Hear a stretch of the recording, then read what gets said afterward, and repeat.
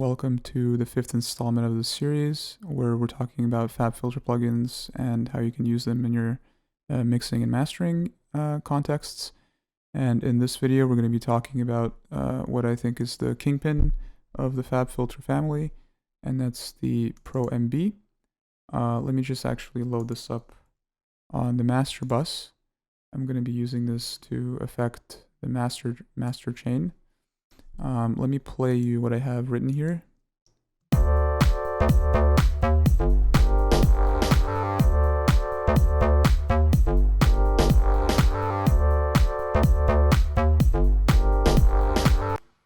Which is a short loop. Nevertheless, it has a lot of different elements distributed throughout the frequency range, which is exactly what we're going to try and exploit with a multiband dynamics processor. The reason I'm saying it's a dynamics processor and not just a compressor, which is what we're all used to, we've all used the, or at least tried to use the Ableton multiband dynamics, which allows you to do similar sort of thing, obviously to a much lower degree. But the reason why these are called dynamics processors is that they allow not just compression, but also expansion. And not just one kind of compression or one kind of expansion. You can have both upward and downward compression and expansion. And not only that, you can have them individually across 6 different bands. And all of those could be expanding or compressing your signal upward or downward connected to external sidechaining. And that external sidechaining or internal sidechaining could be set according to a frequency band that's different than the band's frequency, than the actual frequency band of the band that you're actually modifying. You can set a totally different frequency range. So the possibilities are quite unbelievable. Let me show you the UI. It's, as you might expect, it's quite daunting, but as far as a unit like this goes and just how much you can achieve with it, I don't think you can make a more intuitive UI. It's pretty much impossible. So kudos to FabFilter for creating a plugin that is probably the most powerful multiband dynamics processing solution on the market, but at the same time is actually usable. To create a band, what you want to do is you can either click anywhere or press the plus on the top. Get used to this little mechanism because we're going to employ it in other plugins. You can create up to 6 of these guys. They're all going to be automatically color-coded.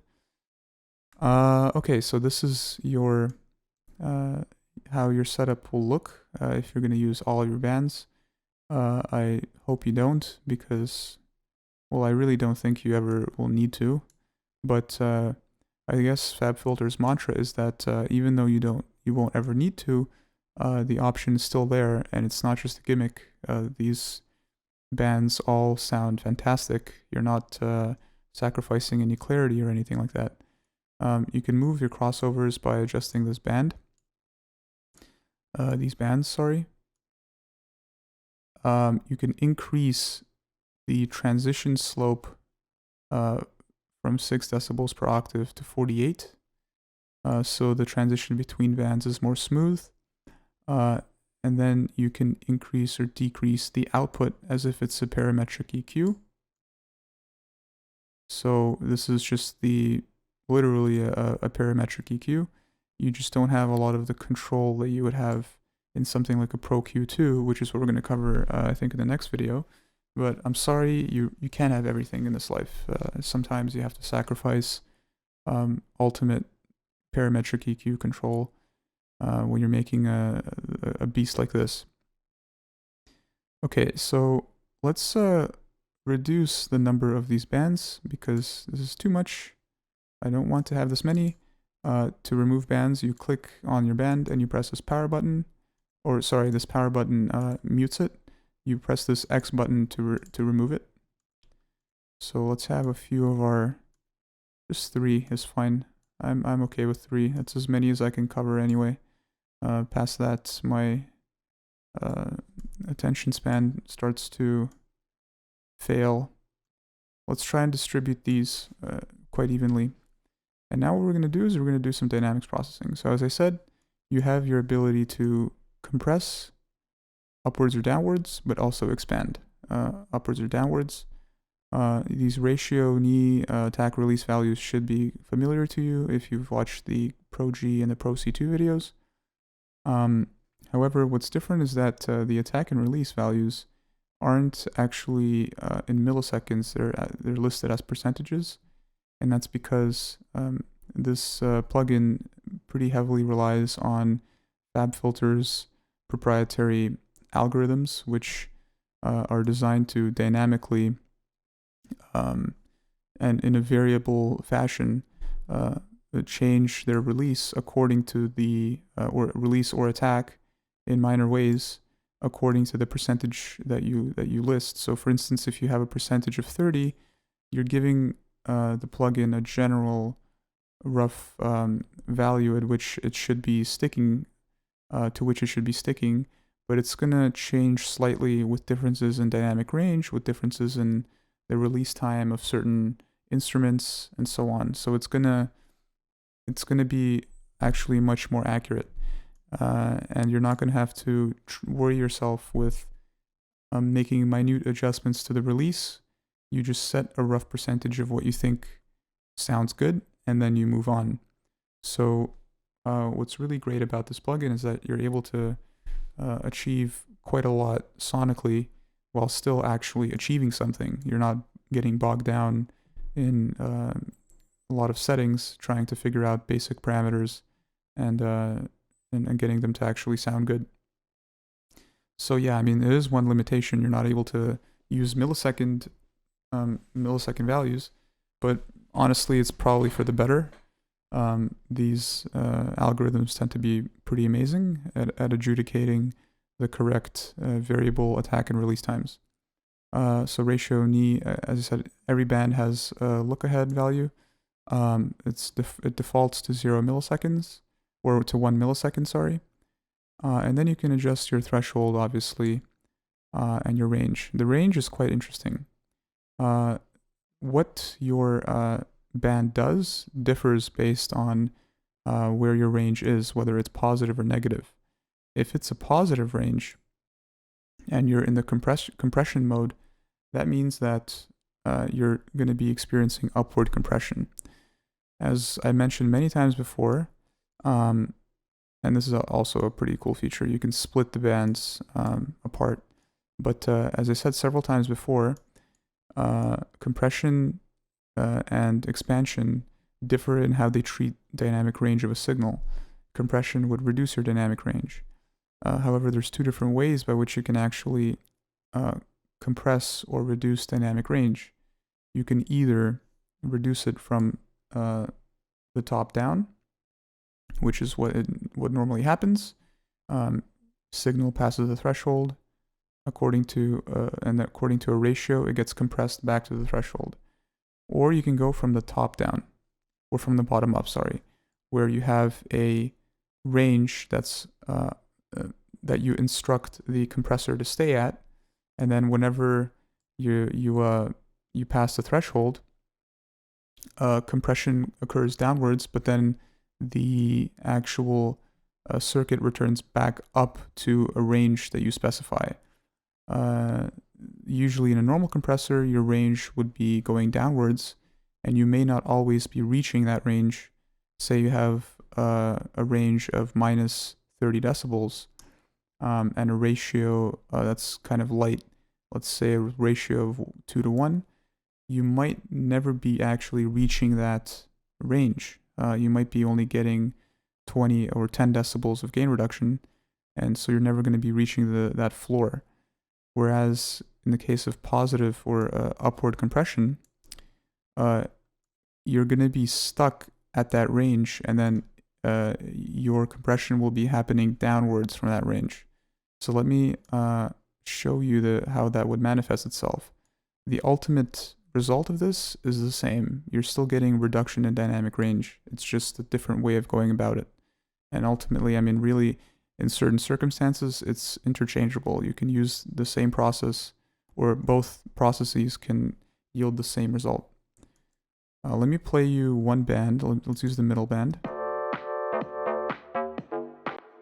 So right away, you can see that it's reacting immediately to the to our incoming sound in a very dynamic way. So we can actually change the speed at which this happens. You can use a very fast speed. And the spectral graph behind the actual compressors would jump around quite quickly. Likewise, you can change your tilt.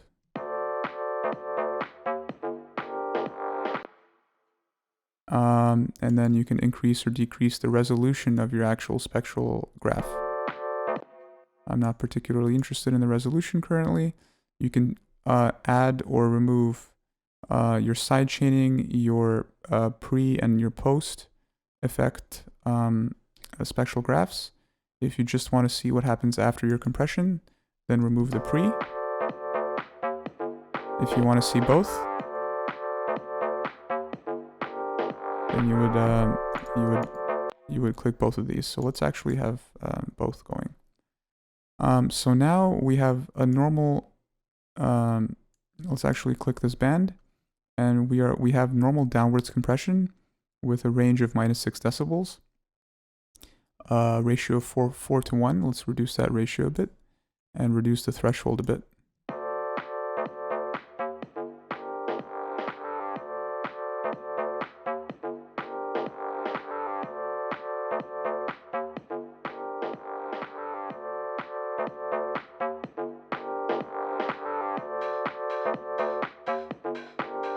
So now we have a normal single band compression, or rather we're just compressing this particular band. And this soloing feature is quite useful for analyzing exactly what you're doing to a single band. But let me now show you what you could, the difference between this normal compression that we've seen many times before and upwards compression.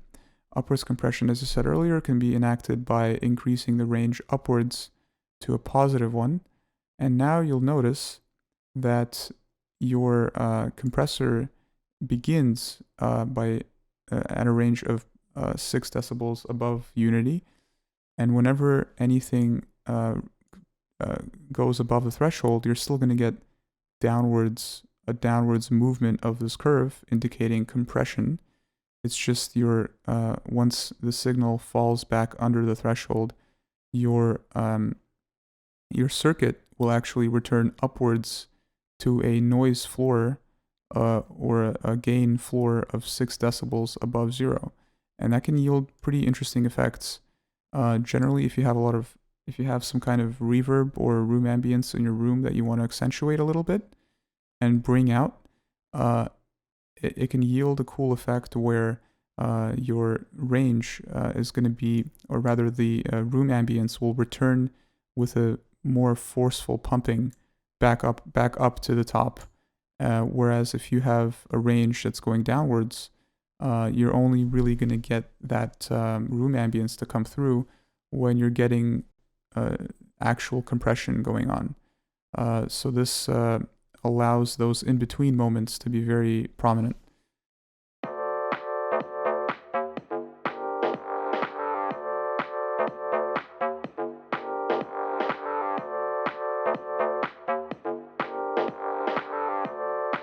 So notice when our threshold is well below the peaks in our signal, most of the time our compressor is sitting at the bottom, or I guess the inverse top of the range, meaning it just sits at this level and doesn't go anywhere.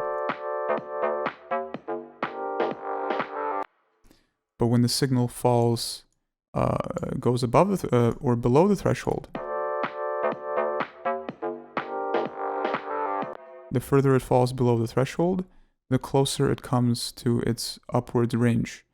If you've ever used OTT by Xfer or Transfer, it's another multiband compressor / expander.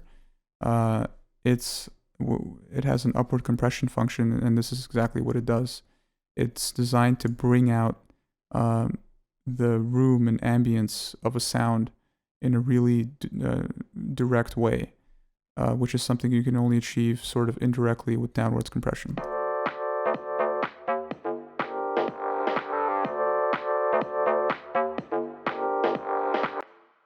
These kinds of effects could be made more prominent, especially with upwards compression, if you increase your release times. And with relatively high release times, you get a very characteristic pumping effect.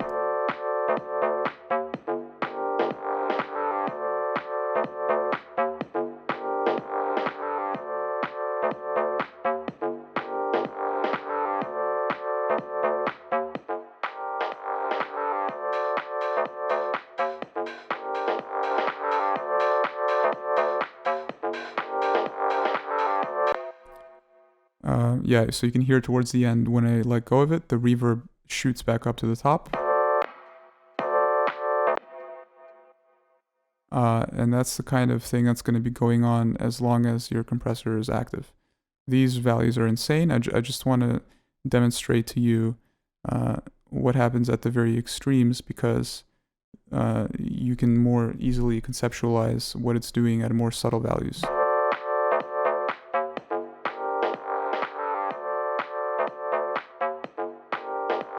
So think of it as being like an upside down compressor, basically.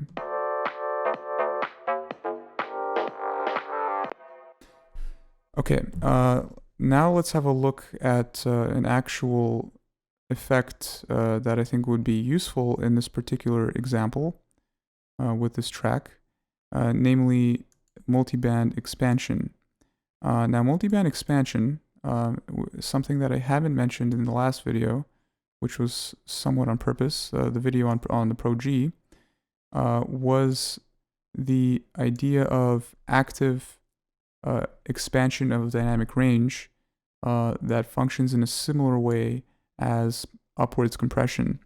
Namely, one way you can actually expand dynamic range is, instead of making quiet parts quieter, you can actively make loud parts louder. And that's done by setting a threshold so that anything which passes the threshold is actually increased in volume. The final result is a signal where you have a higher dynamic range, therefore expansion has occurred. However, it's your loud parts that are actively being increased in their volume according to a range and a ratio that you specify. Higher ratios would mean more intense increases in their volume. And that can be quite useful for bringing out drums from a signal that lacks a certain frequency range or isn't particularly strong in the range where you want your drums to be more powerful. That's what I perceive in this particular track. If I disable my multiband compressor, we can listen and see that at around this area, at around this region between about 3000 hertz and about 600 hertz, there's a bit of weakness in the claps and the snares. What I want is to have a bit more power there. So let's just have a look here.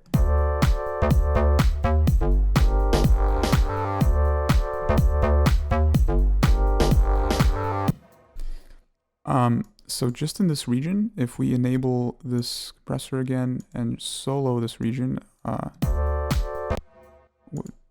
disabling all of the compression as it goes on.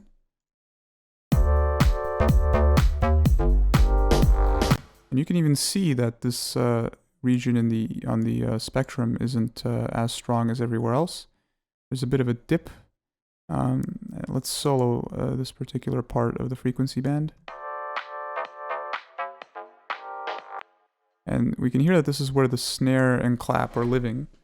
But what I want to do is bring it out in such a way where I don't have to just make a blanket increase in the EQ output, because if I used an EQ and just increased the output like so, we would have a static increase in a certain occupation of frequencies by a very small band, and that can be applied across the board.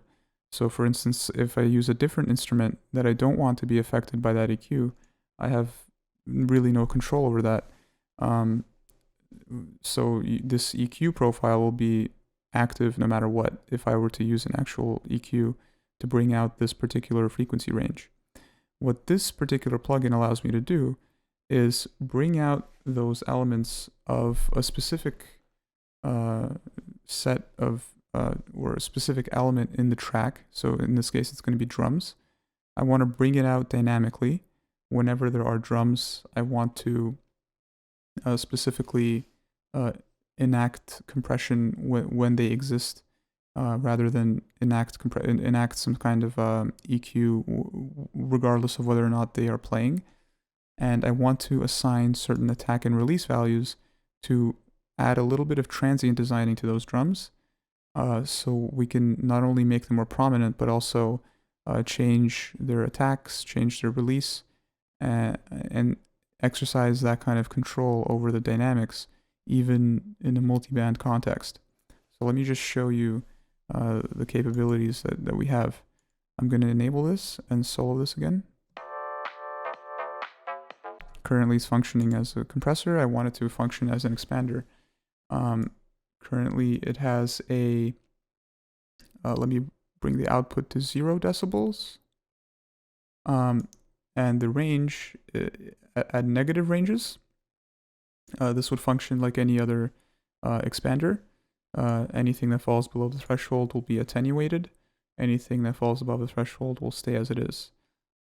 This is good for taking maybe some guitars in your track and shaping them so that they don't sing as much. You can make them a bit tighter, like I made the drums tighter in the Pro G video. Any details regarding the complexities of expansion, I mentioned in the Pro G video, so definitely refer to that if you're a bit lost when it comes to expansion. But in this case, I want to do the opposite. I want to do upwards expansion, which means that I'm going to be accentuating my drums every time they cross the threshold.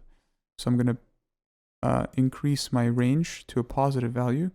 That means that you're going to see this orange bar fly up to the top of the range, provided my ratio is high enough to reach that top. And then what I'm going to do is adjust my threshold accordingly and ratios to get a subtle attack going so that the drums sound thicker, but also they occupy a very specific frequency range, and I don't want to be violating the overall balance of the EQ profile.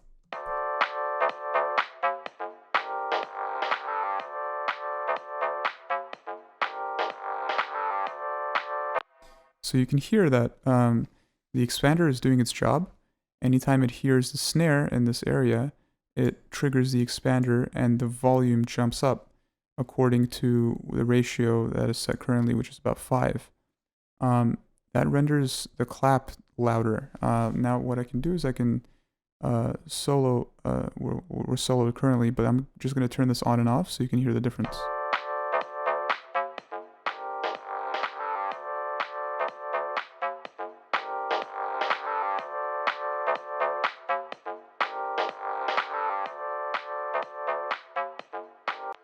Night and day difference, right? The drums sound, the claps specifically sound much stronger and sharper.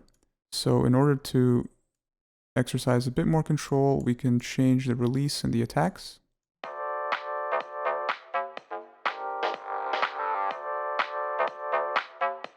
In this case, since we have expansion and not compression, we're not crushing the sound, we're actually bringing it up.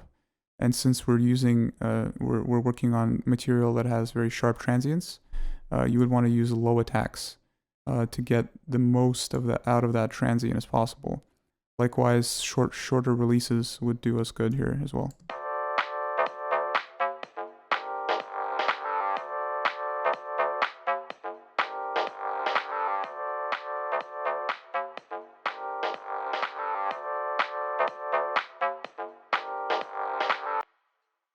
Okay, and let's unsolo that and then see what this does in the larger context of our track. So we're actually gonna enable this now.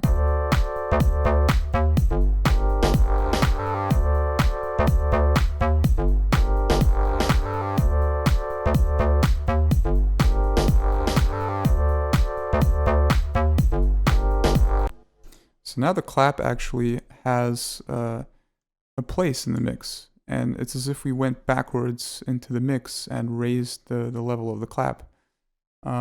That's a pretty amazing feature of this plugin, specifically this upward expansion to resurrect some dead drums.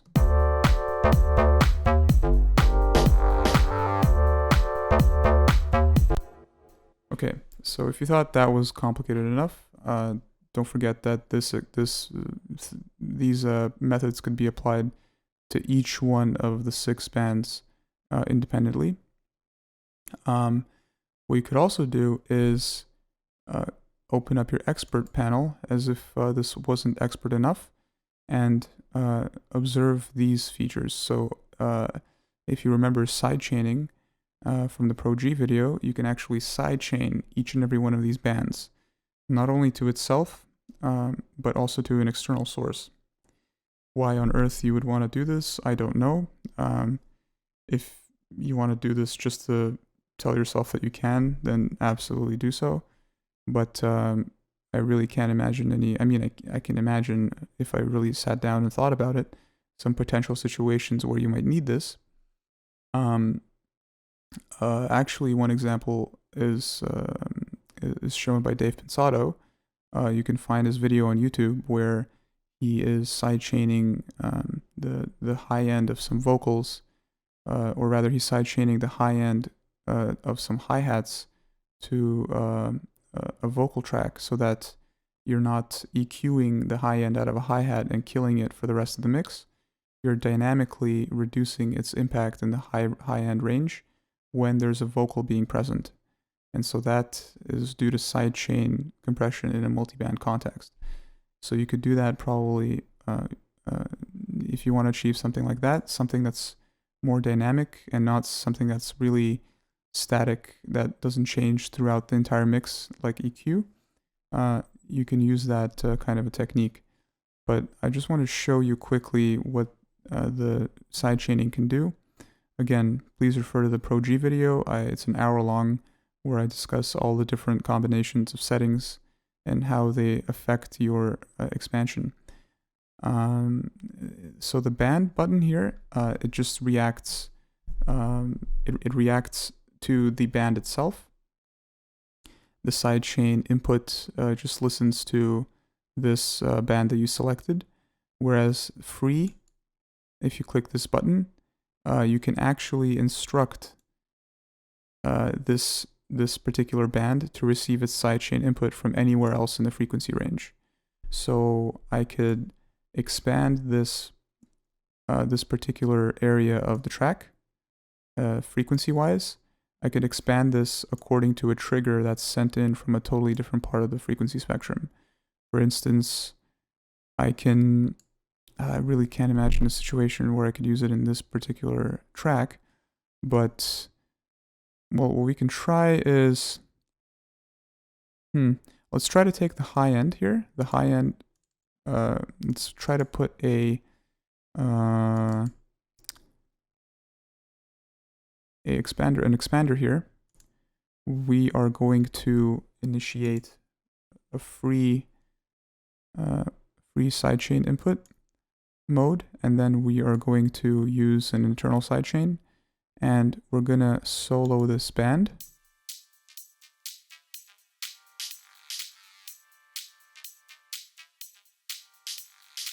And just for demonstration purposes, I am going to move this frequency selector over here. So that means that the sidechain input for this band, the top high-end band, is responding to or is being triggered by low frequency information. So that means we're getting expansion that's triggered by the kick drum and the bass line and so on.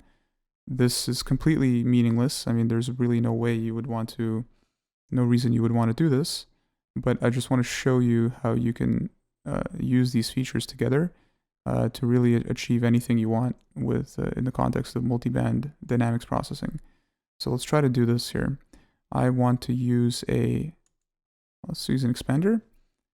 Let's use upwards expansion and audition our signal.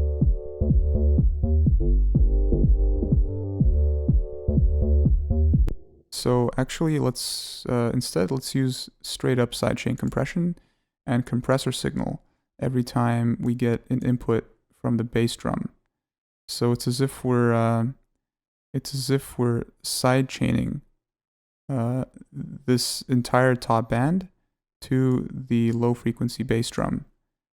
So we're kind of killing two birds with one stone and using one plugin to sidechain an entire master bus. Pretty impressive, but this is indeed possible in this day and age. Let's bring our threshold down. Again, audition.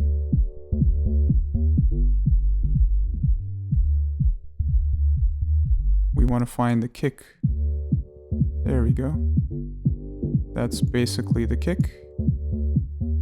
Although it's a bit more than I want. I just want to have the kick. So it's going to be our ghost kick.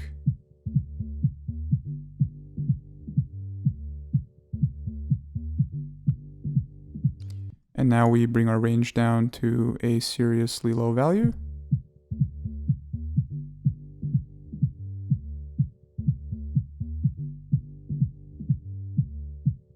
And then we increase our ratio to get a nice pumping going.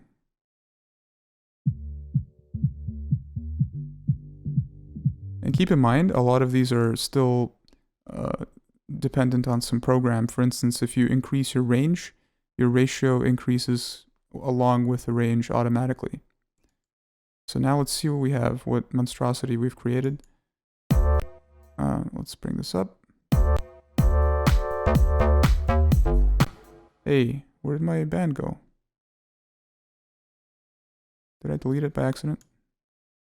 No, that was an accident. Did not mean for that to happen. We want to do the same thing. Sidechain, audition.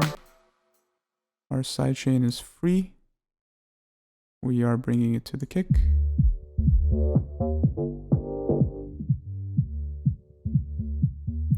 Let's bring our attack down.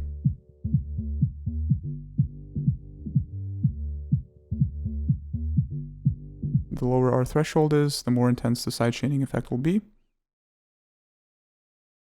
And now we shall unsolo and see what we've done.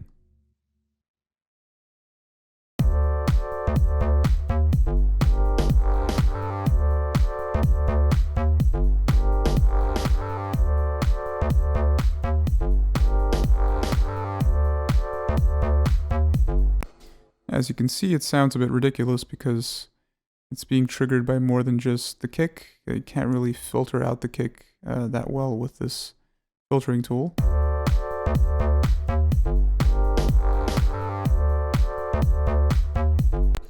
But it's pretty incredible that this is even possible.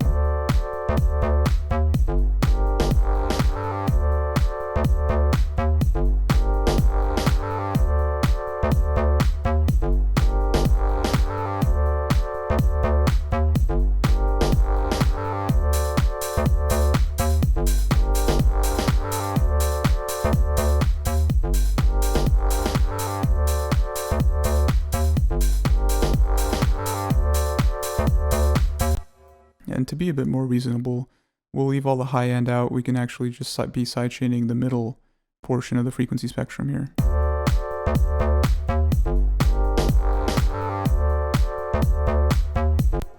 So if you're finding that your kick and your bass line isn't really breaking through the middle of your frequency spectrum, you don't necessarily need to cut out a chunk of the frequency spectrum in your mastering chain with a static parametric EQ. What I did here and what I demonstrated here is that I just sidechained the middle band to dynamically compress in response to a trigger from the lower end. That means we are making space for the low end to breathe. But this is all being done within one plugin, which is why I think this is a pretty powerful tool. Anyways, this video has gone on long enough. I showed you basically all the main parameters, and I showed you different applications of the sidechaining. You can obviously go ham with the stereo linking and even linking up external sidechaining. But who needs external sidechaining when you can hook everything up in one plugin on the master bus? Like, I don't need to hook this up to an external kick when I could just use the kick from the actual signal itself. Anyways, I hope you enjoyed this video and I hope you learned something, and I'll see you in the next one. Bye.